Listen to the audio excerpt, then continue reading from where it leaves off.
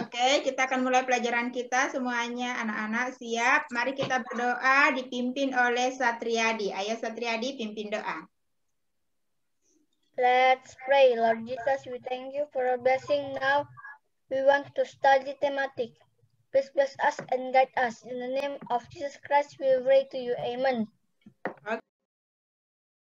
Pelajaran kita. Yang pertama, tujuan pembelajarannya menjelaskan pentingnya kebersamaan dalam keberagaman. Yang kedua, mengidentifikasi organisasi sosial sebagai contoh pembangunan sosial budaya. Ketiga, mengidentifikasi unsur-unsur pembuat iklan. Sekarang anak-anak perhatikan ini. Ayo tebak ini tari apa? Tidak tahu, Jar. Saman. Apa? Saman. Iya, tari saman. Good. Dari mana tari saman asalnya? Aceh. Dari Aceh. Good. Oke, Sanesa good.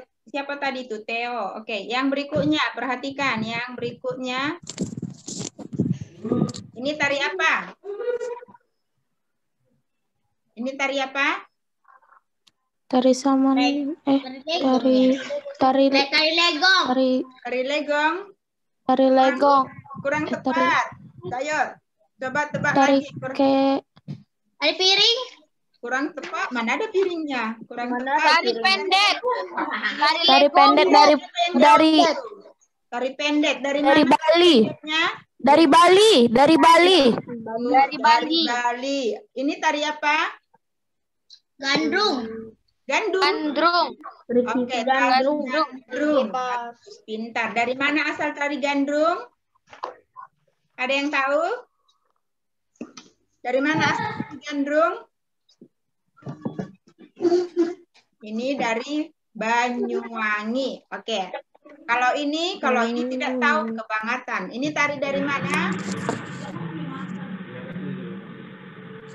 Ini tari Tari Tartar dari Sumatera Utara. Tari Sumatera Utara itu ada dari Batak Toba, dari Batak Simalungun, dan juga dari Batak Angkola. Oke, tarian itu termasuk ke dalam jenis keberagaman budaya Indonesia.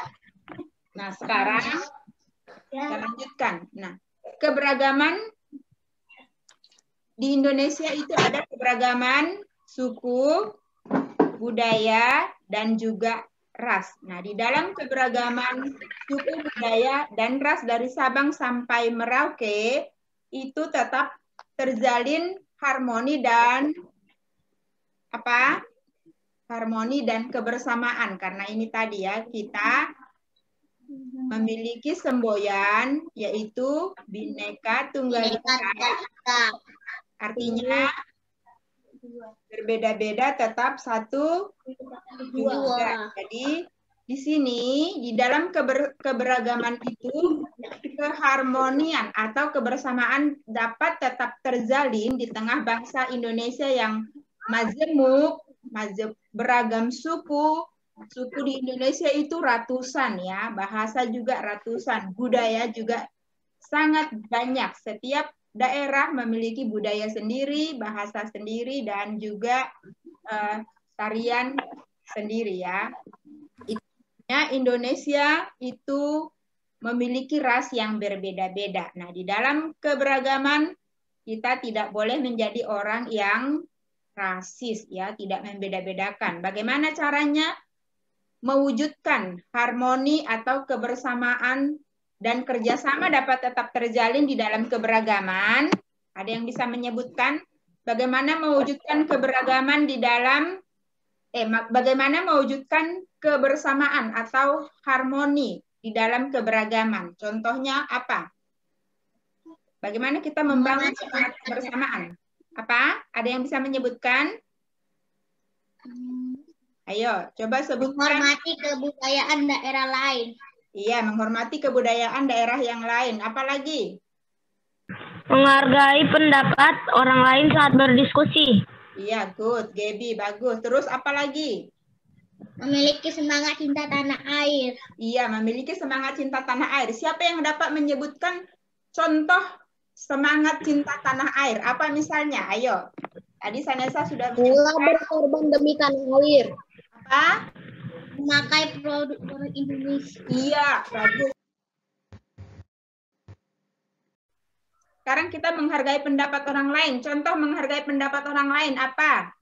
Ada yang dapat menyebutkan?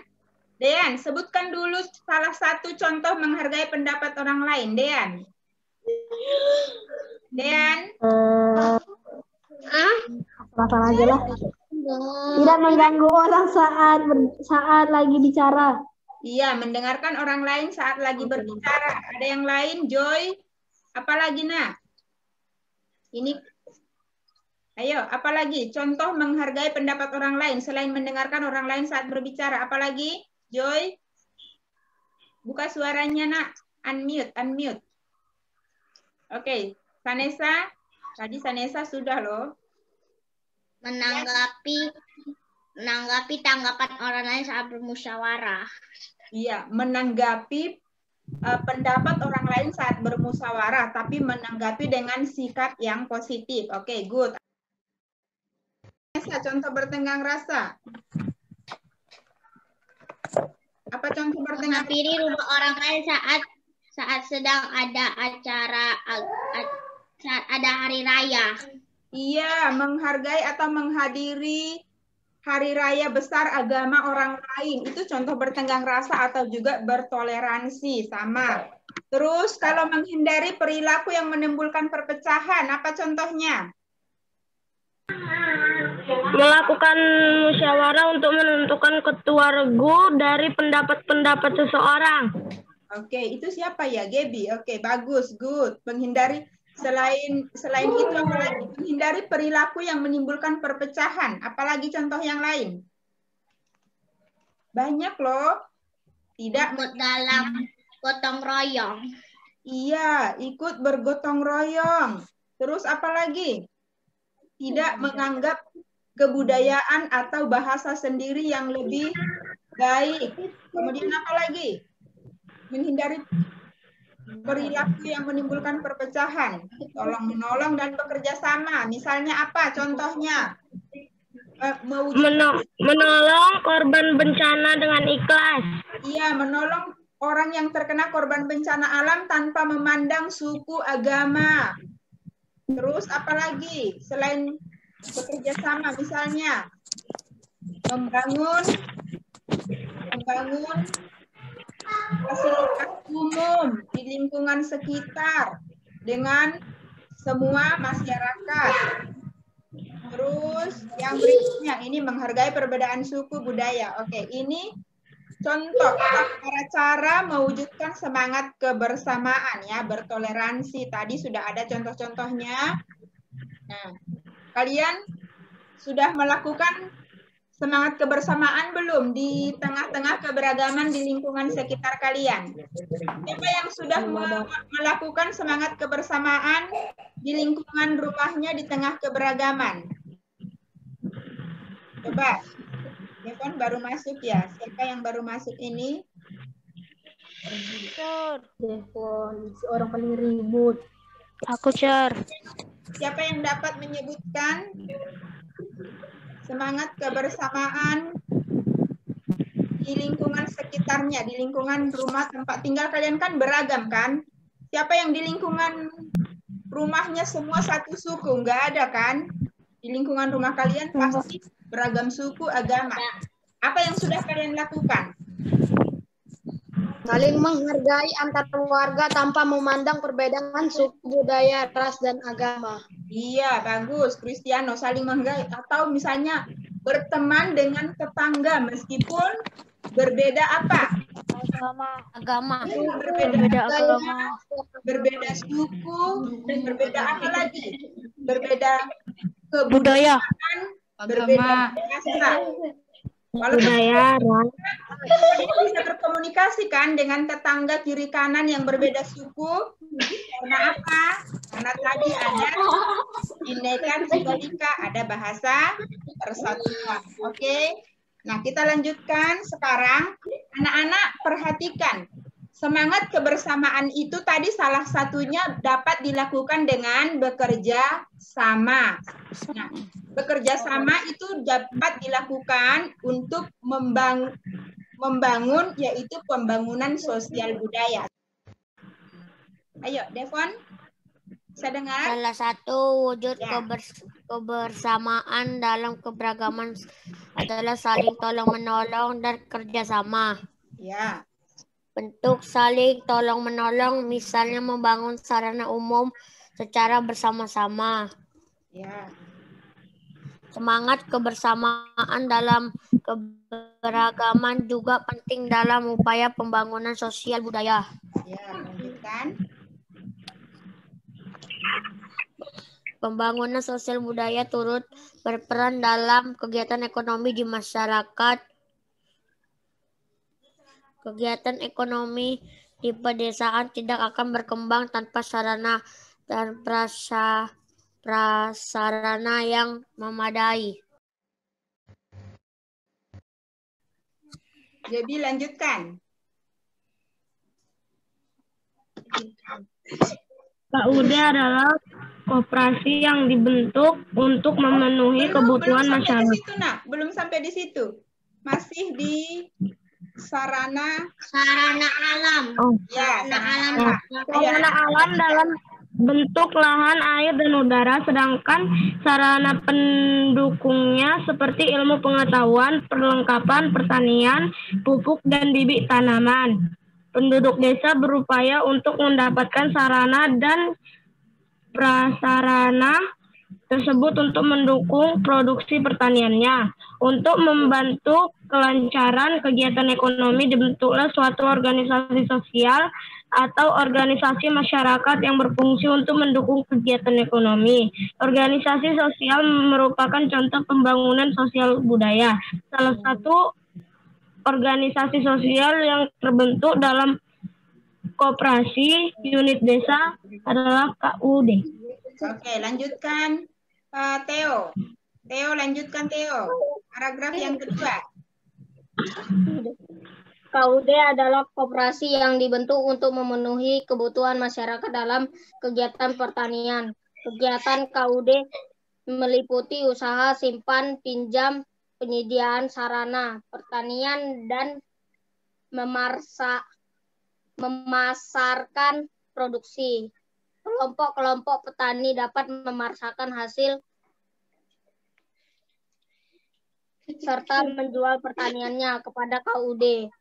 Keberadaan KUD sangat membantu masyarakat desa dalam mengembangkan perekonomian desa. Operasi unit desa dikelola oleh warga desa itu sendiri.